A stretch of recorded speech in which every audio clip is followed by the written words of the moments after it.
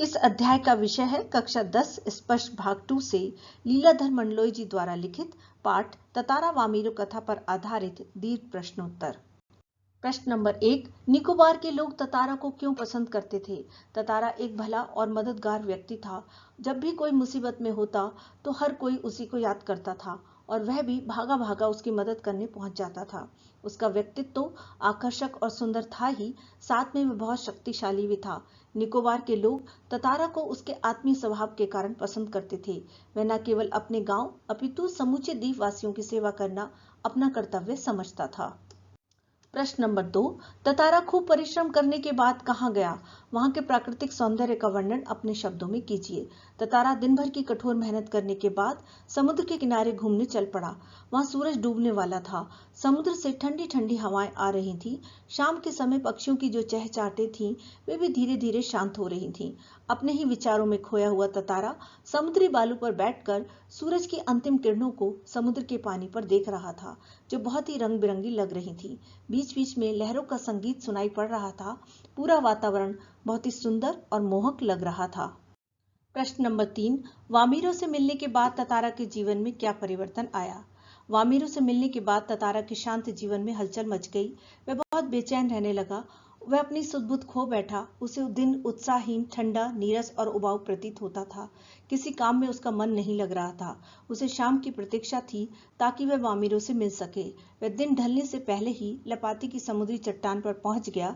जीवन में पहली बार वह किसी का इंतजार कर रहा था। प्रतीक्षा का एक एक पल उसे पहाड़ जैसा लग रहा था। प्रश्न नंबर 4, प्राचीन काल में मनोरंजन और शक्ति के प्रदर्शन के लिए किस प्रकार के आयोजन किए जाते थे? प्राचीन काल में मनोरंजन और शक्ति के प्रदर्शन के लिए पशु पर्व का आयोजन किया जाता था। पशु पर्व में हृष्ट पुष्ट पशुओं के प्रदर्शन के अलावा पशुओं से युवकों की शक्ति परखने की प्रतियोगिताएं भी होती थीं।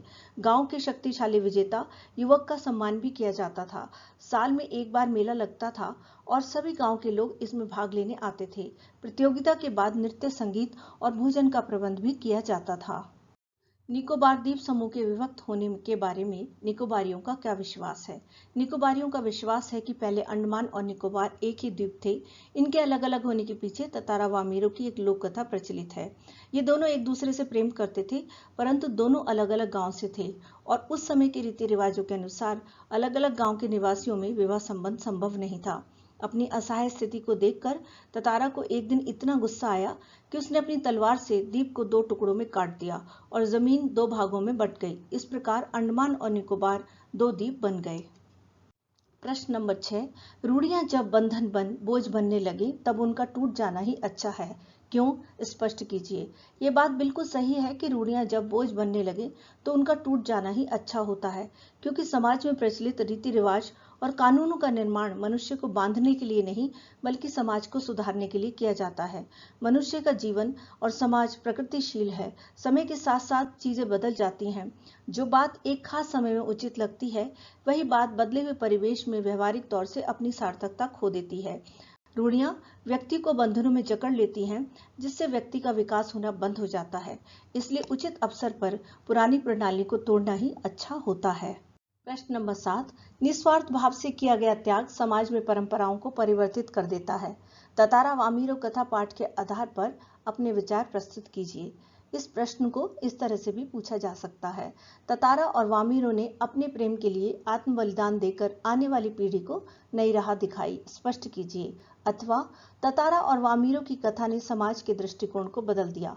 पाठ के आधार पर अपने विचार प्रस्तुत कीजिए। ततारा और वामीरो का प्रेम स्वाभाविक और निस्वार्थ था। ततारा और वामीरो के गांव की रीति थी कि विवाह संबंध बाहर के किसी दूसरे गांव वाले से नहीं हो सकता था।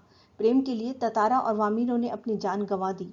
परिणाम यह हुआ कि लोगों के दिल बदले, उनमें जागृति आई और गांव की पुरानी परंपरा को तोड़कर दूसरे गांव में विवाह करने लगे।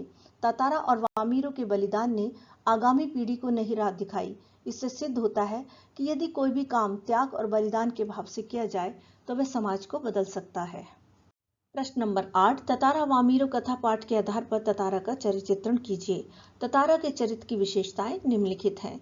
आकर्षक व्यक्तित्व। ततारा आकर्षक व्यक्तित्व का स्वामी है। वह शारीरिक रूप से बलिष्ठ, सुंदर और आकर्षक है।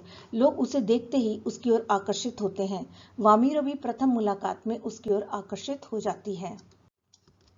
मानवीय गुणों से युक्त।